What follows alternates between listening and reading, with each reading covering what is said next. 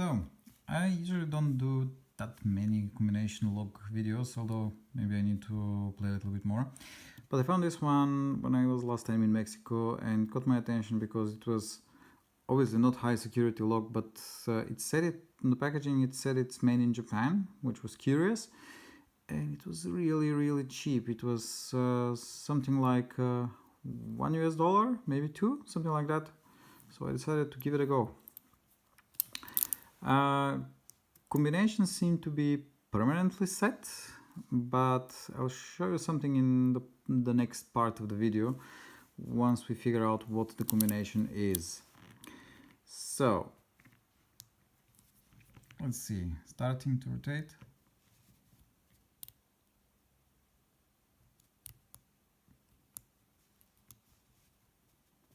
It's actually very hard to move it after it reaches 1. Maybe this one is 6. Okay.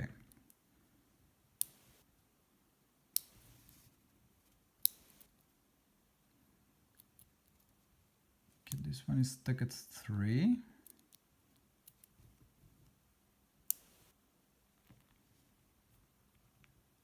Yeah, okay. And it's open. So I guess this was set on number 1. And indeed, 6351.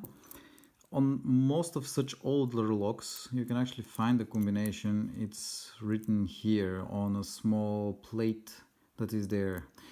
Funny thing, I've actually noticed on quite a few occasions that people actually don't remove these things from the lock itself. So maybe I shouldn't have said that. Don't get advantage. However, we want to increase slightly the security of this lock. Let's have a look how we can do that. First of all, you need to get rid of this plate here. Actually, let me grab a screwdriver. And now let's see how if I can stab myself. So what you can do is actually you can remove this sort of a C-clip.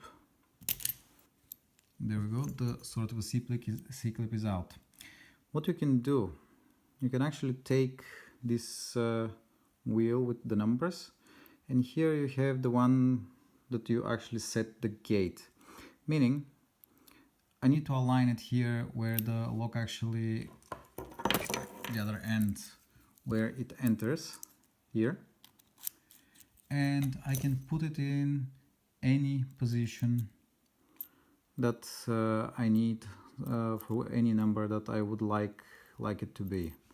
So let's just take this apart completely so you can see the whole guts of this thing. This is some plastic clicky thing. So this is what you hear when you rotate the lock. This is what you hear click.